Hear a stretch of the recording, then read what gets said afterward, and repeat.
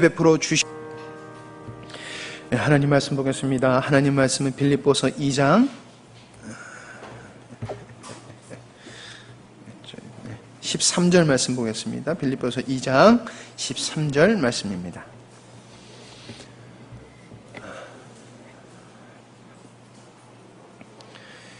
빌립보서 2장 13절 말씀입니다. 제가 보도록 하겠습니다. 너희 안에서 행하시는 이는 하나님이시니 자기의 기쁘신 뜻을 위하여 너희에게 소원을 두고 행하게 하시나니. 아멘. 따라 볼까요? 소원을 주시는 하나님. 같이 해보세요. 시작. 소원을 주시는 하나님. 어떤 사람이 신에게 기도를 했어요. 내가 만지는 것마다 금이 되게 해주세요. 그랬더니 신이 허락을 했어요. 그래, 네가 만지는 것마다 다 금이 되게 해주겠다. 얼마나 좋아요. 이제 부자 된 거지요. 책상을 만지면 책상이 금이 되고, 침대를 만지면 침대가 금이 되고, 만지는 것마다 금이 되니까 너무너무 좋은 거예요. 그런데 사랑하는 아들이 뛰어오는데 너무 귀여워서 덥석 만졌더니 그 아들이 금이 돼버린 거예요. 목이 말라서 물을 먹고 싶어서 물을 만지면 물이 금이 돼버리고, 밥을 먹으려고 하면 밥이 금이 돼버리고. 살 수 있겠어요? 못 살지요. 그래서 신에게 다시금은 옛날로 돌아가게 해달라고 그랬대요. 어떤 자매가 결혼을 하려고 하면서 누구하고 결혼을 하겠다고 그래서 내가 아무리 보아도 그 사람은 너의 짝이 아니다. 여러 면을 보아도 너하고 안 맞는다 그랬더니 하는 말이, 압니다. 다 알지만 나는 그 사람하고 결혼하겠습니다. 나는 그 사람하고 결혼할 이유는 그 사람이 돈이 많아요. 나는 너무 어렵게 자라나가지고 평생 좀 돈 걱정 안 하고 편히 살고 싶은 게 제 소원이에요. 그러니까 나는 그냥 좀 안 맞는 거 알지만은 그 사람이 돈이 많으니까 그 사람하고 결혼하거나 편히 좀 잘 먹고 잘 살고 싶습니다. 그래요. 그런데 더 이상 할 말이 없어서 허락을 했는데 결국 돈도 날아가고 가정도 깨지고 그 인생이 힘들게 살아가는 모습을 제가 보고 있습니다. 사람은 다 소원이 있어요. 나름대로. 어린아이의 소원이 있고 청소년의 소원이 있고 청년이 되어서 자녀를 기르면서 사람들이 다 소원을 가지고 삽니다. 그런데 어떤 소원을 가지고 사느냐에 달려서 그 사람의 인생이 달라지더라라고 하는 겁니다. 소원을 가진 사람은 그 소원을 이루기 위해서 노력하고 애쓰지요. 아무리 능력이 있어도 소원이 없고 목표가 없고 뜻이 없으면 그 능력은 아무런 소용이 없지요. 여러분, 사람들이 저급한 소원을 가지고 살아가게 되면 그 인생은 가치 없는 인생이 되지요.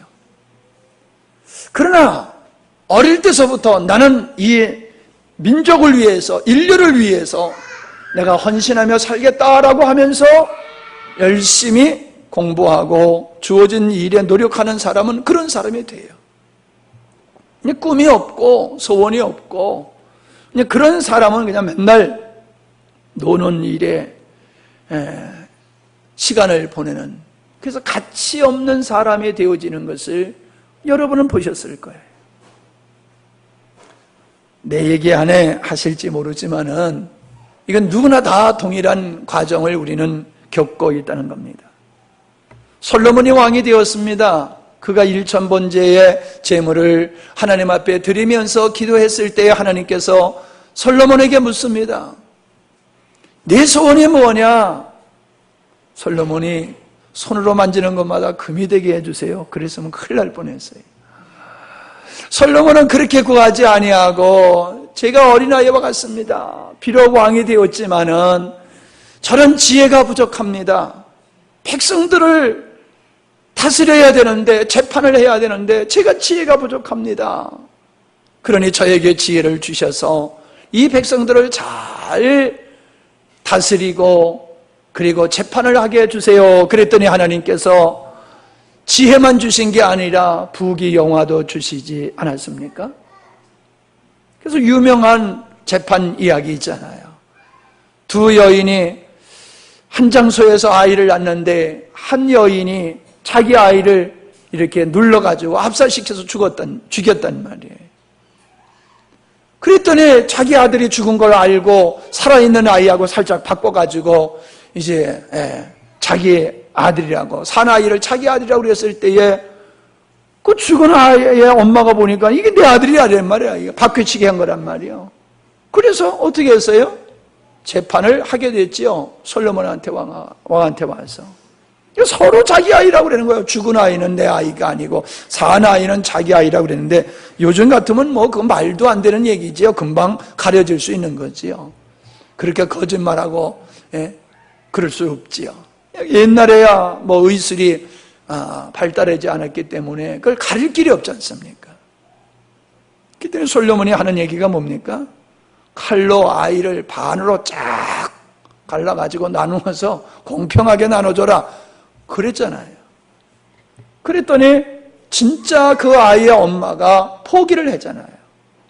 그 아이를 반으로 나누지 말라고, 저 여자에게 주라고, 저 아이는 내 아이가 아니라고 그렇게 말했을 때에 솔로몬은 진짜 이 아이의 엄마는 가르라고 하는, 그래서 반으로 나누자고 하는 그 여자는 진짜 엄마가 아니고 그 아이를 살리자고 하는 그 여인이 진짜 엄마다라고 판결을 했지 않았습니까? 그게 유명한 얘기잖아요. 여러분, 사람들은 자기가 소원을 가지고 있으면은 그냥 그게 다 좋은 줄 알아요. 근데 그 소원을 가만히 들여다보면은 탐욕이, 욕심이 소원으로 되어 있는 것을 보게 되죠. 사람이 마음이 더럽다, 마음이 깨끗하다라고 하는 게 뭡니까? 그 사람이 소원이 아름답고 거룩한 것이면은 그 마음이 깨끗해요. 그러나 그 마음에 탐욕으로 가득 찬 마음을 가지고 살아가면은 그 소원이 저급하고 추하고 자기밖에 모르고 탐욕적이면은 그 사람은 마음이 더럽다고 얘기한다는 것이지요. 소원을 갖는 것이 중요하지만 어떤 소원을 갖느냐라고 하는 것이 더 중요하다는 것이지요. 소원이 이루어지는 것이 중요하지만은 잘못된 소원이 이루어지면 큰일 납니다. 그죠? 예. 잘못된 소원이 이루어지면은 자고 일어나면 죽어 있는 사람 참 많을 거예요. 예? 예. 저 인간 내 눈에 안 보이게 해달라고 그러면 갑자기 사라져서 없어져 버려. 예? 아니, 부부싸움을 해도 그런 싸움을 하면 안 되거든요. 아유, 저 인간 꼴도 보기 싫다고, 안 보였으면 좋다고. 그런데 진짜 그게 응답이 돼가지고 뿅 사라져가지고 없어져 버려. 얼마나 후회스러울 거예요. 소원이 이루어진다고 다 좋은 거예요? 잘못된 소원을 가지고 살면 잘못된 길을 가려고 하고, 잘못된 소원이 이루어지면은요, 잘못된 사람이 되는 거예요. 이거 모르는 사람 어디 있습니까, 목사님? 그러시는 분이 계실 거예요. 근데 그렇게 말씀하시면 당신은 왜 소원을 안 바꾸냐 말이에요. 소원의 가치를 좀 올리자는 말이에요. 과거에 하나님을 모르고 영생을 모르고 그냥 살다가 죽으면 그만이다 그랬을 때에 가졌던 소원은 그저 잘 먹고 건강하게 잘 살다 죽으면 되지, 그게 그냥 소원일 거예요.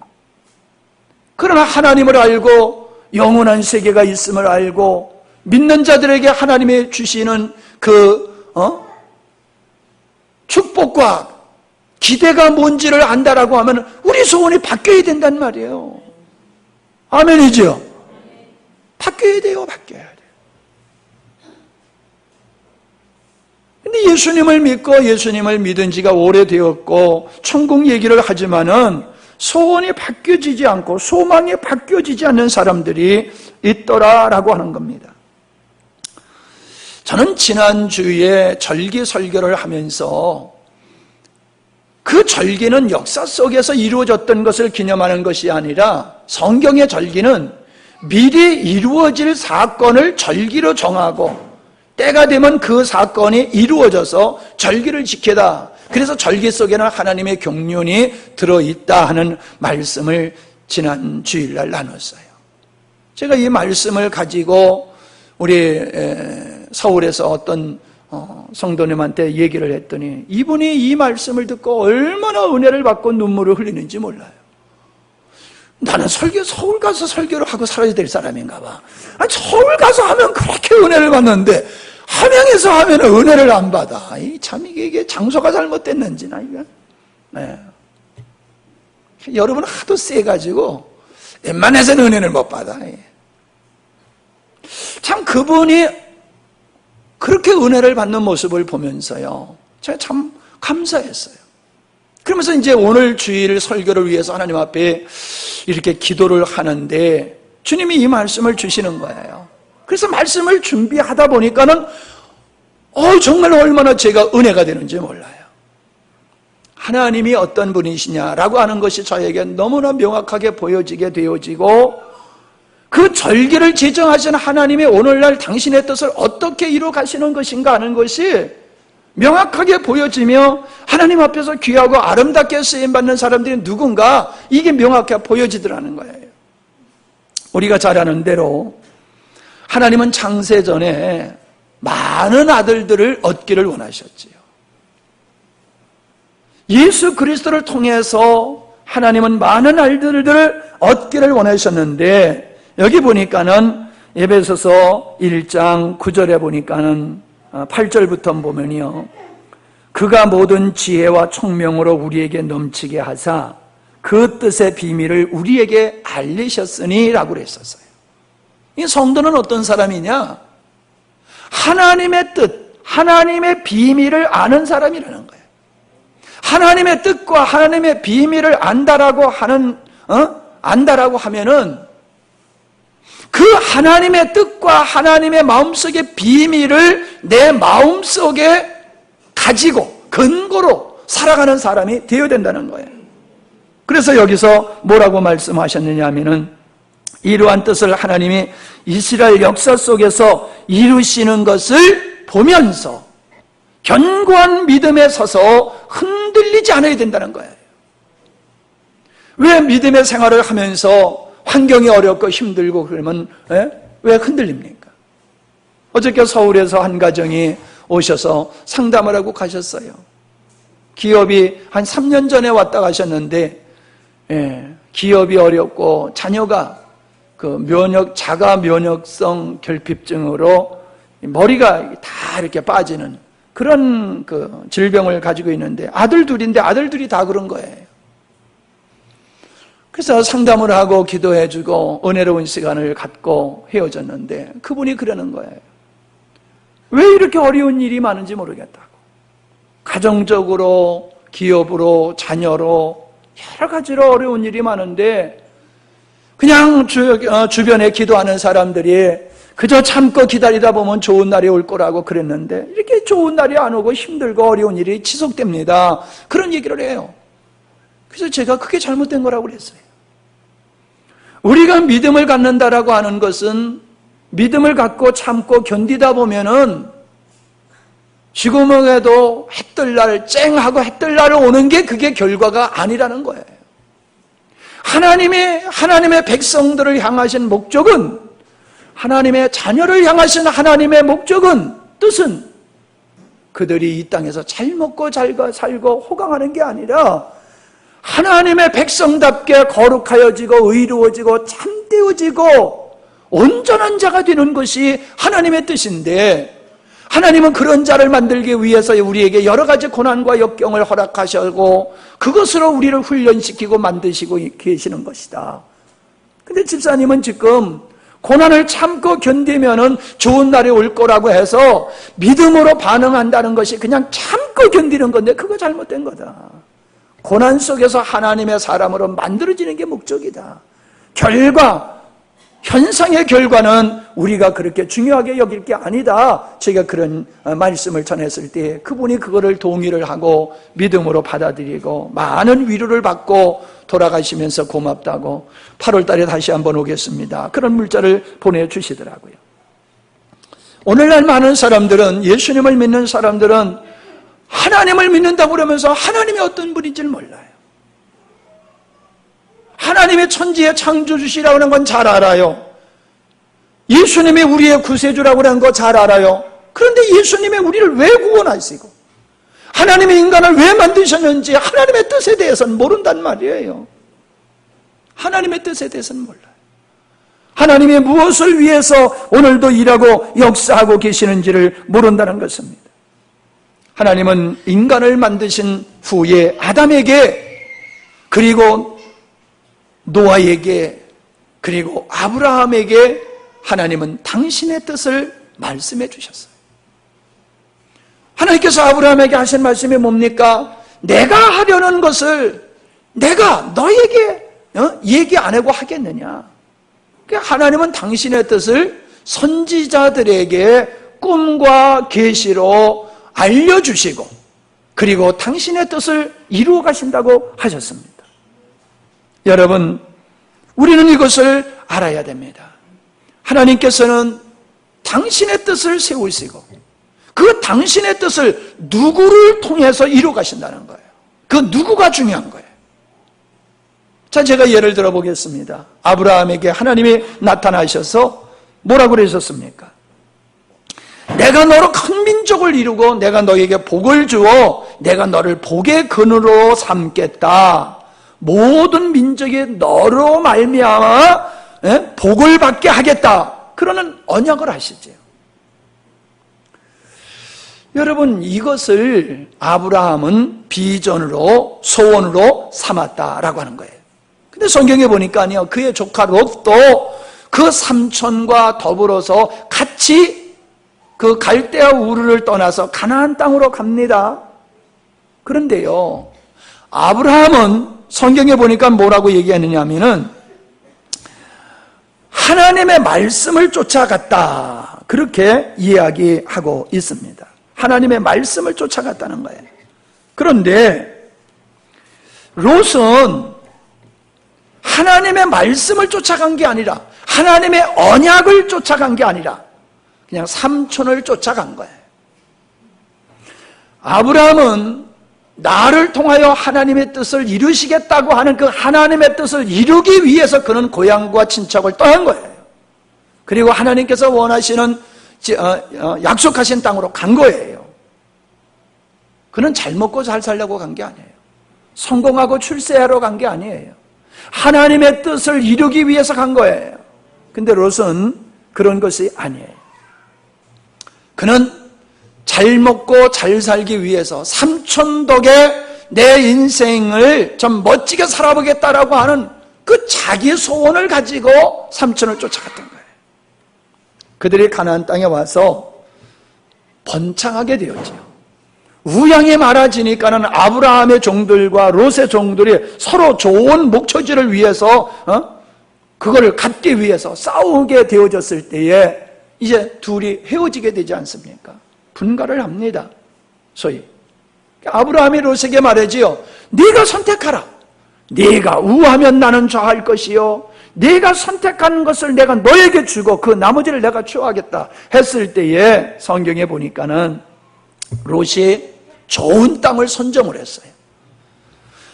비가 많이 오니까는 우리가 이렇게 산천이 참 푸르고 좋지 않습니까? 물이 많아야지 풀이 많고, 풀이 많은 곳에서 목축을 할 수가 있잖아요. 근데 소돔과 고모라라고 하는 성이 있는 그 지방을 소화할 땅이라고 그러는데 그 땅은 물이 많았다는 거예요. 그냥 너무나 풀이 많으니까 내가 저 땅을 차지해야 되겠다. 그래서 삼촌 보고 나 저 땅을 가질게요. 그래서 그쪽으로 가게 되고, 아브라함은 아주 척박한 광야 땅에 남게 되어 있습니다. 그런데요, 우리가 아는 대로 그 소돔과 고모라 성에 살다가 창세기 14장에 보면은 동방의 5 왕들이 침략해가지고 그 소돔 성에 있는 롯을 포함해서 그 성에 있는 사람을 포로로 잡아가는 거예요. 재물을 다 뺏고 포로로 잡아가는 거예요. 그가 그 성에 들어가서 돈을 벌면서 얼마나 재밌겠어요? 우리식으로 말하면 통장에 차곡차곡 쌓여지고 적금 탈 날이 다가오고 정말 기분 좋을 거예요. 근데 부도가 나가지고 은행이 부도나고 국가가 부도나고 내가 쌓아오는 것이 내 것이 안 되는 일이 생기잖아요. 그 꼴이란 말이에요. 양이 또 낳고 또 낳고 또 낳고 그래서 양의 숫자가 점점 많아지고 정말로 풍요롭게 살고 참 좋다고 그렇게 만족스럽게 살고 있을 그때에 동방의 왕들이 와서 그것을 다 빼앗고 그들을 포로로 잡아갔잖아요. 그동안 수고하고 애쓴 게 뭐가 됐습니까? 다 숲으로 돌아가지 않습니까? 근데 아브라함이 가서 그를 구출해 오지 않습니까? 삼촌 아브라함이 와서 포로로 잡혀가고 있는 자기를 다시금 구출해 준다라고 하면 어떻게 해야 되겠어요? 이제 정신을 차려야죠. 그러니까 이제 성을 더 튼튼하게 쌓아야 되겠지요? 우리가 잘 생각해야 됩니다. 롯이 소돔성, 고모라성을 선택한 것은 영적으로 선택한 게 아니에요. 내가 인생을 바르게 살아야 되겠다. 참되게 살아야 되겠다. 후회 없는 인생을 살아야 되겠다. 내 영혼이 잘 되는 쪽으로 살아야 되겠다. 그런 소원을 가지고 소돔과 고모라성을 선택한 게 아니란 말이에요. 잘 먹고 잘 살면 됐지. 아무렇게나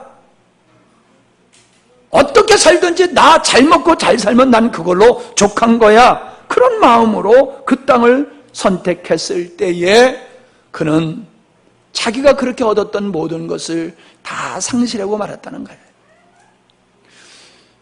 이제 가만히 보니까 저도요, 적은 인생을 산 게 아니더라고요. 이제 인생을 돌아보면서 주변의 사람들을 바라보면요, 이렇게 롯과 같이 살아가는 사람들이 많아요. 오직 성공과 출세를 향해서 돈만 있으면 되는 거야. 건강하기만 하면 돼. 그래서 이제 나이가 먹어가니까 인사가 그거예요. 건강이 최고야. 건강해야 돼. 이제 인사가 그거예요. 니나 챙겨라. 살아가는데 건강해야지요. 맞아요. 근데 내가 보니까요, 건강하면서도 불행하게 사는 사람 많아요. 여러분 주위에 그런 사람 없어요? 건강한데 불행하게 사는 사람 많아요. 출세했는데 인생이 재미없어가지고 자살하는 사람도 있어요. 출세만 하면은, 돈만 많으면은, 건강만 하면은, 여러분 자식 없어서 걱정하는 사람이 있는데 자식 있다고 행복합니까? 아이고, 자식 많으면요 걱정이 배로 많아지는 거요. 우리에게 낙이라고 얘기했던 것들이 전혀 낙이 되지 않는 그런 것을 이제 안단 말이에요. 인생을 살고 보니까 그거야. 돈 벌고 출세하면 되는 줄 알고 돈 벌고 출세고 봤더니 아이들은 비행청소년이 다 됐고 마누라는 딴짓하고 있고 내가 무슨 인생을 살았나? 그렇게 좌절과 공허에 빠져있는 그런 성공한 그런 아빠들이 얼마나 많은데요.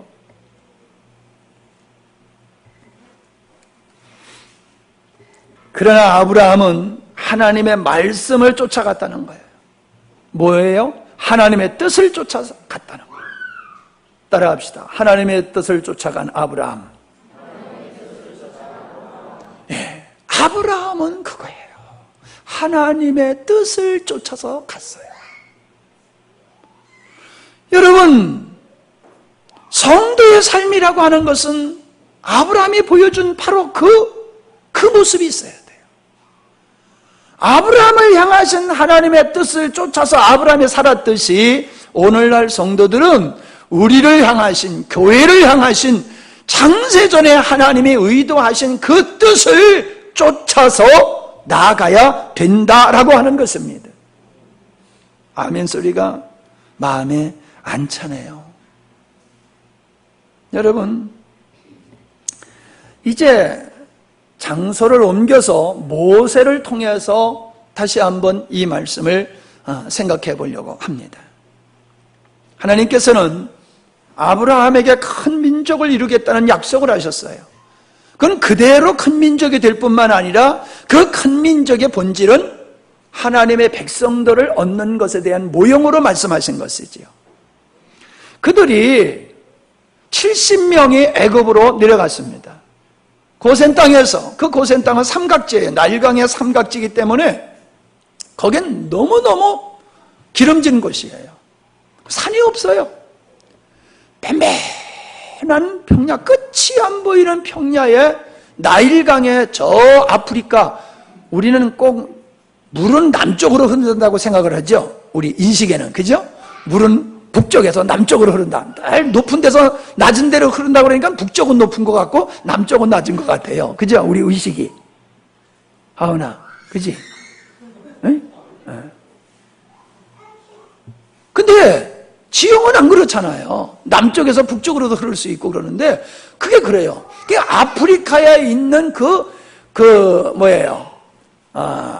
사막지대에 비가 오면요. 그 사막지대를 그냥 쓸어가지고 거기에 좋은 흙, 유기물, 이런 것들을 싹 쓸어가지고 와서 지중에다가 자꾸 깔아놓는 거예요. 그래가지고 만들어진 땅이 고센 땅이에요. 그렇기 때문에 거기는요, 거름을 줄 필요가 없어요. 씨만 심으면 돼요. 씨만 심으면 그냥 풍성한 수확을 얻을 수 있는 그런 곳이에요. 하나님은 70명의 아브라함의 자녀들을 그곳에 보내셔서 그곳에서 430년 동안 살게 됐는데 성경에 보니까는 뭐라고 얘기하냐면 창대케 되었다. 출애굽기 1장 7절에 이스라엘 자손은 생육이 중다하고 번식하고 창성하고 심히 강대하여 온 땅에 가득하게 되었더라. 12절을 보니까는 그들이 학대를 받게 됩니다. 너무 이 나그네들이 와가지고 너무 번성한 거예요. 그냥 바로 왕이 보니까는 이게 위협적이에요. 이들이 반란을 일으킬 수도 있고 외부에서 적국이 침략을 하게 되면 이들이 그들과 편성해서 반란을 일으키면은 감당하기 어려운 거예요. 그러니까는 이들을 몰살시켜야 되겠다. 그냥 죽일 수 없으니까는 그냥 고사시키는 거지요. 더 이상 아이를 못 낳게. 그래서 남자아이가 나면은 남자아이는 다 죽이게 한 거예요. 그런데도 성경에 보니까는 학대를 받으면 받을수록 그들이 번식에 창대하고 생육이 더욱 번성했다라고 성경은 말씀하고 있어요. 하나님은 하나님의 뜻을 이루기 위해서 그 풍요의 땅으로 그들을 옮기셨고 바로라고 하는 품 안에서 그들을 번성하게 하셨어요. 그들이 바로가 그들을 멸하려고 했지만 하나님은 그들의 그 간악한 계략 속에서도 하나님은 그들을 지키시고 보호하시고 창대케 하셨다는 거예요. 그들이 번성하고 창대했다는 것은 하나님이 그들을 그렇게 하셨다는 거예요. 이걸 봐야 돼요. 하나님이 그렇게 하셨다는 거예요. 하나님이. 여러분, 우리가 속된 말로 그러지 않습니까? 돈을 쫓아가서 돈을 벌 수 있는 게 아니고 돈이 사람을 쫓아와야 된다고요. 사람이 수고하고 애쓴다고 그대로 되는 게 아니라는 거지요. 하늘이 도와야 된다고 그러잖아요. 맞아요. 하나님이 함께 하시니까 그들이 하나님이 계획하신 대로 이스라엘 백성들은 창대케 되었다라고 하는 것입니다. 이게 하나님의 백성들, 다시 말하면 하나님의 뜻을 품은 자들을 하나님이 어떻게 대하시는가를 보여주시는 거예요. 하나님의 뜻을 품고 하나님의 뜻을 이루고자 살아가는 그들을 하나님께서는 보호자가 되고 창대케 하시는 하나님이시더란 말이에요. 사랑하는 성도 여러분, 여러분에게 스스로 한번 물어보시기를 바랍니다. 나는 정말로 하나님의 뜻을 내 마음속에 소원으로 품고 살아가는가? 나를 향하시는 하나님의 뜻을 이루고자 내가 그런 소원을 가지고 살아가는가? 라고 하는 것을 여러분이 한번 생각해 보시기를 바랍니다. 하나님은 그들을 창대케 한 후에 건져낼 계획을 세우셨지요. 그걸 아브라함에게 미리 말씀해 주셨는데 때가 되니까는 그들을 어떻게 건져내셨습니까? 그들은 430년 동안 거기서 잘 먹고 잘 살다 보니까는 하나님의 언약을 점점 잊어버리는 거예요. 자기의 정체성, 하나님의 백성이요 하나님의 뜻을 이루어야 될 존재라고 하는 자기의 정체성을 잊어버리는 거예요. 그러니까 하나님께서 그들의 둥지를 흔들어서 요셉을 알지 못하는 새로운 왕이 등장해서 이스라엘 백성들을 억압을 하고 학대를 하게 될 때 그들이 못 살게 됐으니까는 하나님 다시 찾게 되는 거예요. 하나님을 찾게 되는 거예요. 고난을 통하여 하나님을 찾게 되는 거예요. 고난 속에서 그들이 하나님께 부르짖게 하는 거예요. 이게 하나님의 방법이에요. 인간은요, 모든 게 잘 되면 하나님을 더 잘 섬길 것 같았지만은 아니에요. 인간은 모든 게 잘 되면요, 하나님을 점점 잊어버려요. 언제 여러분 작정기도 금식기도 합니까? 고난이 있을 때예요. 모든 게 잘 될 때는 기도도 안 하고요, 하나님 멀리 갔더니예요. 그래서 하나님은 사랑하는 자녀들을 부르실 때는 고난을 통해서 부르시는 거예요. 고난을 통해서. 세상적으로 보면 그 고난이 저주지만은 영적으로 바라보면, 하나님의 관점에서 바라보면 그 저주가 하나님이 나를 부르시는 은혜의 손길이에요. 할렐루야. 네.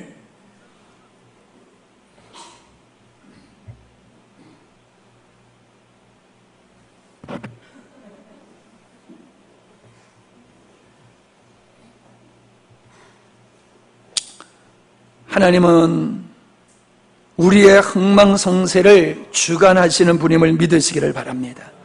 우리는 절기를 통하여서 하나님께서 어떻게 그 일을 이루어 가셨는가, 역사를 어떻게 운행하시는가를 지난 시간에 우리가 살펴보지 않았습니까?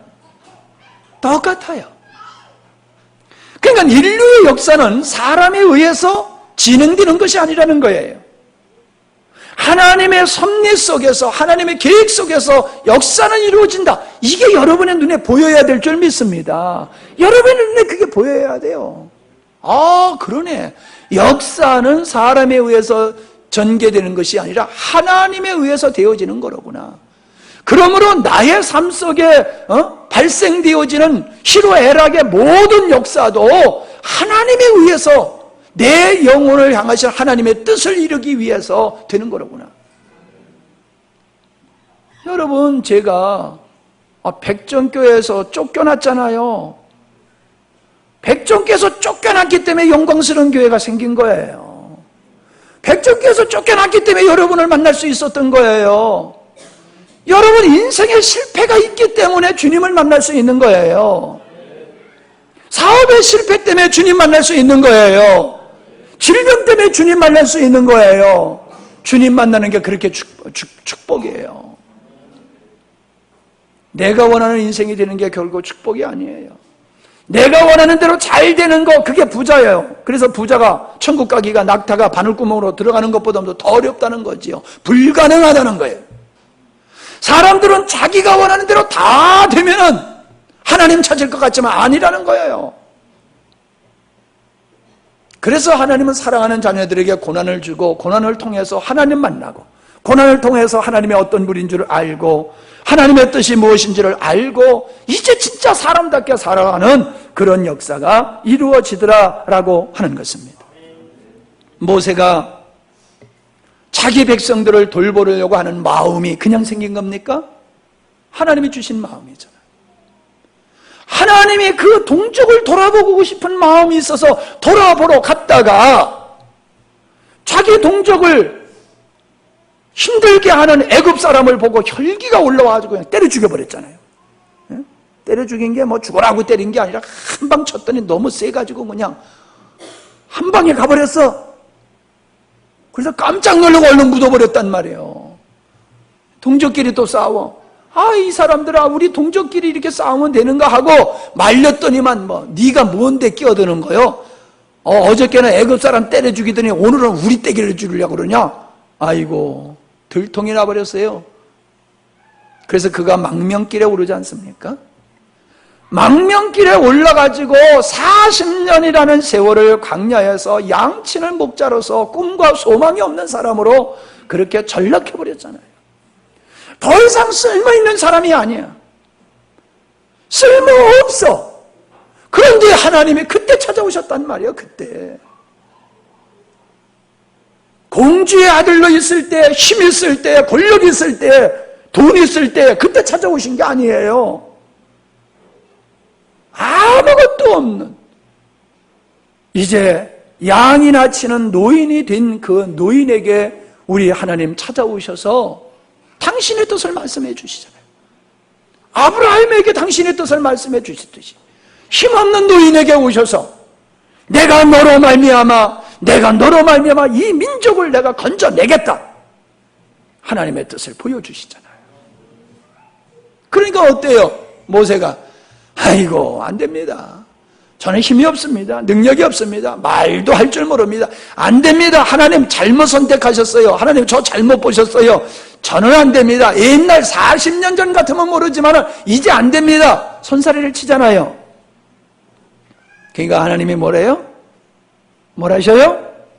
내가 할 거야. 따라합시다. 내가 할 거야. 내가 할 거야. 아멘? 이게 중요한 거예요. 내가 할 거야. 너 힘 있으면 할 수 있는 줄 알아? 아니야. 너 실패했잖아.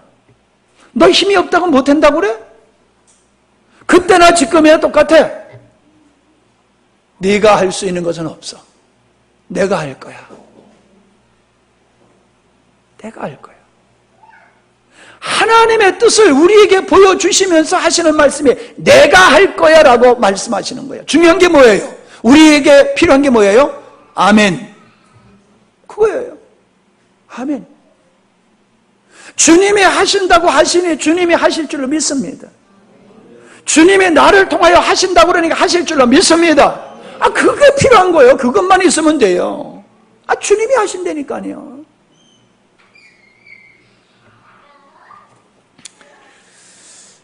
그게 바로 자기 부인에 있는 사람을 하나님이 선택하시고 그 사람을 하나님이 쓰신다는 거예요. 여러분, 우리가 재능이 있고 없고 그거 중요하지 않습니다.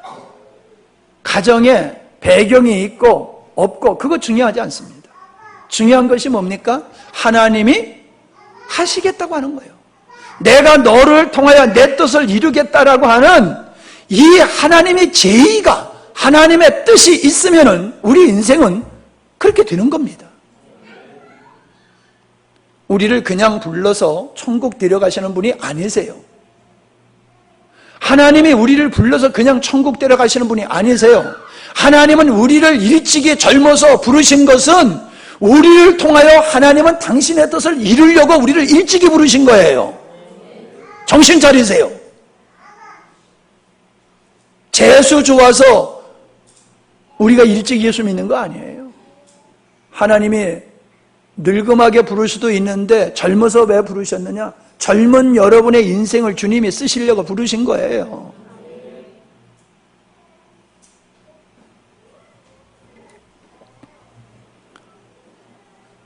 우리는 하나님의 은혜가 조금 필요한 존재가 아니라 하나님의 은혜가 절대적으로 필요한 존재인 줄로 믿습니다.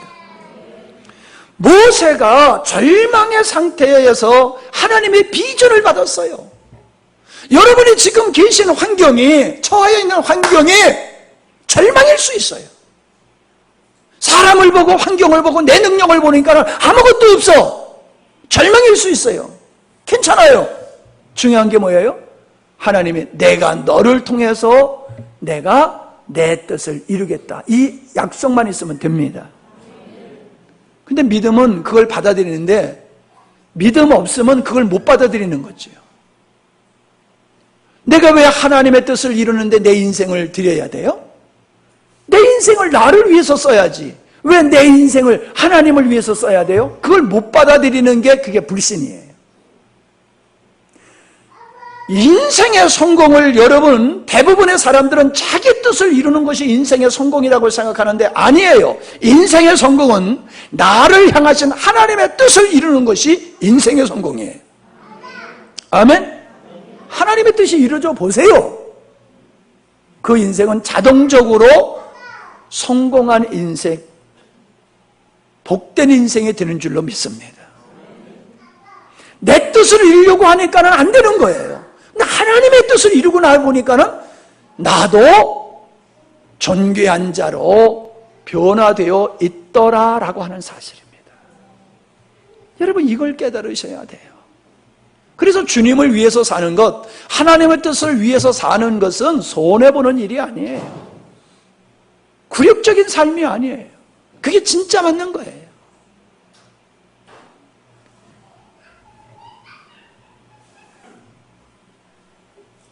하나님은 아브라함에게 자기 자신이 누군지를 말씀해 주셨어요. 아니, 모세에게 아브라함의 하나님, 이삭의 하나님, 야곱의 하나님이라는 말이 무슨 말입니까? 나는 언약의 하나님이다. 변치 않는 하나님이다. 그걸 말씀해 주고 있는 거예요. 하나님은 모세에게 출애굽기 3장 7절에 보니까는 내가 내 백성의 고통을 정령히 보고 듣고 그 간역자들로 인하여 부르짖는 것을 내가 듣고 그 우고를 알고 그래서 내가 그들을 애굽의 손에서 건져내겠다라고 말씀을 하시지요. 모세가 그냥 양만 쫓아서 살던 그 모세에게 새로운 비전이 생긴 거예요. 새로운 인생이 된 거예요. 여러분이 나이가 먹어갈수록 소망이 없어져요. 그냥 건강하게, 아프지 않고 그냥 건강하게 그냥 살다가 그냥 가는 게 소원, 이렇게 돼버려요. 아니에요. 하나님을 만난 사람은요, 하나님과 동행하는 사람은 아무리 나이가 많아가고 나는 이제 더 이상 소망이 없어, 그게 아니라 세상적으로 보면 나이 먹고 힘 없고 돈 없고 아무것도 없어지지만은 달라져요. 하나님의 뜻을 이루고자 하는 열정이 가슴에 있습니다. 그게 뭐예요? 하나님의 사람으로 온전케 되고자 하는 열정으로 살아가는 거예요. 하나님의 뜻이 이루어지는 일을 위해서 기도하는 일에 힘쓰게 되는 거예요. 그게 없으니까 그냥 세월을 그냥 소일하는 거예요. 아니에요, 여러분. 여러분이 인생에 더하여질수록, 기력이 세워질수록 여러분은 주님이 주신 소망 때문에, 주님이 여러분에게 주신 그 소원 때문에 여러분은 어떻게 돼야 돼요? 가슴은 뜨거워야 돼요. 인생에 살아가는 열정이 식으면 안 돼요. 그게 하나님을 만난 사람의 모습이더라 라고 하는 겁니다. 보십시오. 아브라함은 하나님의 뜻을 품고 고향과 친척을 떠났어요. 롯은 안 그랬다고 그랬어요. 그래서 롯이 어떻게 됐어요? 결국 소돔성의 모든 걸 다 불 가운데 다 빼앗겨버리고 잃어버리고 몸만 겨우 빠져나왔지요. 보세요. 이스라엘 백성들이 애굽에서 나온 사람이 약 250만 명입니다. 250만의 사람들이 애굽에서 나왔는데 그들이 가나안 땅에 들어간 사람은 3사람밖에 없어요. 장정만 놓고 얘기하는 겁니다. 그러니까 어릴 때 나온 사람 말고. 그러니까 하나님의 비전을 가지고 애굽에서 나온 사람은 3사람밖에 없어요. 모세, 여호수아, 갈렙. 이 3사람은 하나님의 말씀을 쫓아서 가는 거예요. 가나안을 너에게 주겠다라고 하는 그 언약의 말씀, 나를 통하여 하나님의 뜻을 이루시겠다라는 그 말씀을 붙들고 그 말씀을 쫓아갔던 그들은 광야에서 안 죽었어요. 근데 애굽에서 나왔지만은 하나님의 뜻이 없고 하나님의 말씀이 없고 하나님이 주신 소망이 없는, 즉 가나안을 소망을 하지 못한 그들은 광야에서 다 늙어 죽었어요. 이게 안 보이십니까, 여러분? 하나님이 쓰시는 사람이 어떤 사람이고 하나님이 버리는 사람이 어떤 사람인지 안 보이십니까? 우리 젊은이들 정신 차려 오늘 말씀을 잘 들으시기를 바랍니다.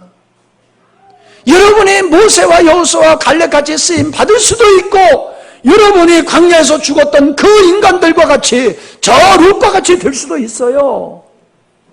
능력이 문제가 아니에요. 환경이 문제가 아니에요. 여러분의 마음속에 하나님의 주신 뜻, 하나님의 주신 소원이 있느냐는 거예요. 나는 이래서 안 되고 저래서 안 되고 모세와 같이 계속 안 된다는 말만 하고 있을 겁니까? 왜 안 돼요? 여러분 힘으로 하려고 하니까 안 되는 거지요. 내 능력으로 하려니까 안 되는 거지요. 하나님의 뜻이 싫으니까는 안 된다고 핑계를 대고 안 하는 거지요. 주님 뜻 이루시옵소서라고 해야 돼요. 아멘? 주님의 뜻이 이루어지시옵소서. 우리는 복음 안에서 하나님의 사람으로 빚어지는 일을 위해서 우리는 힘써 살아가야 될 줄 믿습니다. 다니엘의 뜻을 품고 왕의 진미를 먹지 않았다고 그랬어요. 그는 3번씩 반드시 내가 하나님 앞에 기도하겠다고 결단을 했어요. 그게 뭐예요? 하나님이 주신 소원이에요. 우리에게는, 하나님의 백성들에게는 그 소원이 있어야 돼요. 하나님이 주신 소원. 하나님이 주신 소원. 그게 우리 비전이 돼야 됩니다. 오늘 제가 인터넷을 잠깐 이렇게 그 페이스북을 잠깐 봤는데, 분당에 제가 그 사역하는 그 교회 옆에 분당 우리 교회 이찬수 목사님이 목회하는 교회가 있어요. 그 교회가 지금 한 2만 명 정도가 모이나 봐요. 근데 거기는 예배당이 없어요.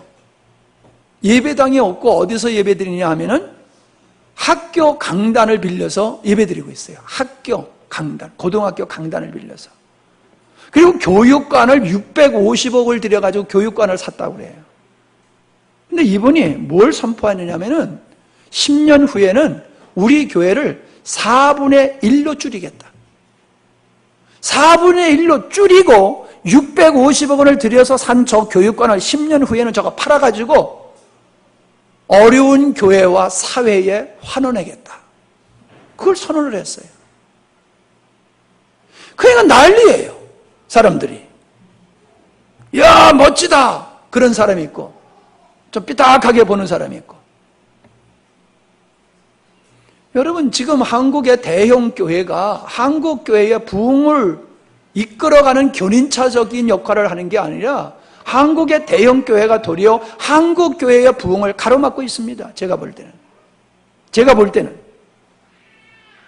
그래서 김동호 목사님 높은 또 승의 교회도요, 그 교회를 4분으로 나눠버렸어요. 이렇게 나눴어요. 그래서 대형교회를 해체를 해버렸어요. 뭐예요? 하나님의 뜻이 무엇인지를 아는 거예요.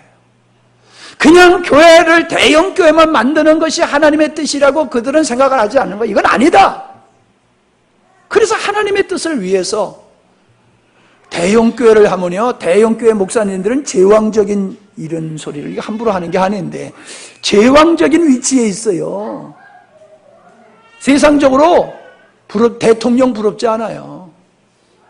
대통령보다도 더 그렇고 그래요. 네, 그런 게 있어요. 그런데 그거를 깨버리는 거예요. 하나님의 뜻이 무엇인지를 알기 때문에 그러는 거예요. 하나님의 뜻이 무엇인지를. 하나님의 뜻이. 지금 우리 교회 와서 좀 쉬겠다고 하시는, 대전에서 목회하시고 은퇴하신 목사님 한 3,4천 명 모이던 교회에서 이제 목회하시다가 올해 초에 은퇴하신 분이 우리 좀 교회 와서 좀 쉬시겠다고 그렇게 해가지고 지금 이제 얘기가 오고 가고 있는데 나하고 좀 잘 맞을 것 같아요. 그분을 소개해주는 우리 친구 목사님이 어제 엊그저께 와가지고 같이 지내면서 얘기를 했는데, 나하고 그냥 딱 맞는 것 같아. 기대가 돼요. 그분이 오시면은 같이 이렇게 교제하고 그러면 참 좋을 것 같아요.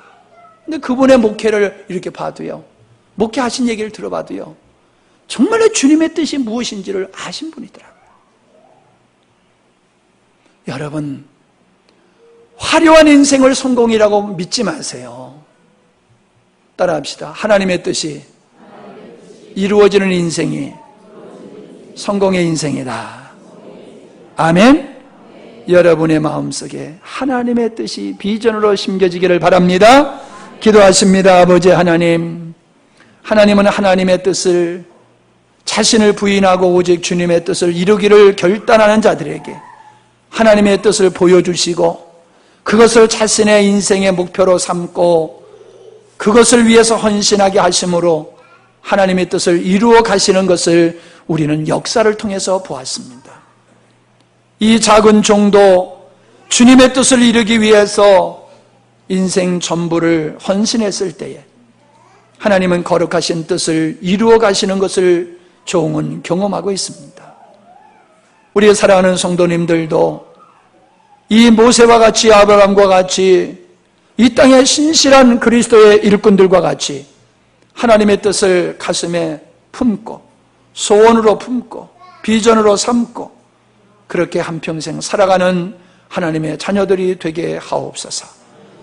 성공과 같지만 실패의 인생을 살지 않게 하시고, 세상이 볼 때는 실패의 인생인 것 같지만은 하나님 앞에서 성공적인 인생을 살아가는 우리 모든 성도들이 되게 하여 주시옵소서. 이번 8월 성회에 꼭 모셔와야 할 영혼들을 우리가 초청하게 하시고 강권하여 하나님의 말씀을 함께 할 수 있는 기회가 되게 하여 주시옵소서. 예수님의 이름으로 기도하옵나이다. 아멘.